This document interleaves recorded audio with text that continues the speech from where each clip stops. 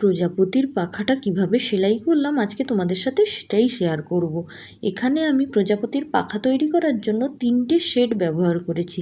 একটা হচ্ছে deep pink, একটা হচ্ছে বেবি পিঙ্ক, আর একটা হচ্ছে হোয়াইট। এই 3টে শেড দিয়ে আমি কিন্তু প্রজাপতির পাখাটা করছি। আর পুরো কাজটাই আমি স্টিম স্টিচ দিয়ে করেছি। দেখো, প্রথমে কিন্তু ডিপ গোলাপি দিয়েছি, তারপরে হালকা গোলাপি, তারপরে সাদা। এইভাবে করে আমি যতক্ষণ না জায়গাটা ভরাট হচ্ছে ততক্ষণ পর্যন্ত কাজটা করেই গেছি। একবার ডান দিকে দিয়েছি, একবার বাম দিকে দিয়েছি, এই করে করে পুরো জায়গাটা ভরাট করেছি। আর হ্যাঁ, বলে রাখি, আমি এই কাজটা কিন্তু অ্যাঙ্কারের সুতো দিয়ে করেছি, ডলি সুতো বা নর্মাল মেশিন থ্রেড দিয়ে করিনি। তোমরা অনেকেই জানতে চাও যে দিদি তুমি কি সুতো দিয়ে কাজ করেছো, তাই আমি ভিডিওতেই বলে দিলাম, যাতে পুরো ভিডিওটা দেখলেই তোমরা বুঝতে পারো আমি কি সুতো দিয়ে কাজ করেছি।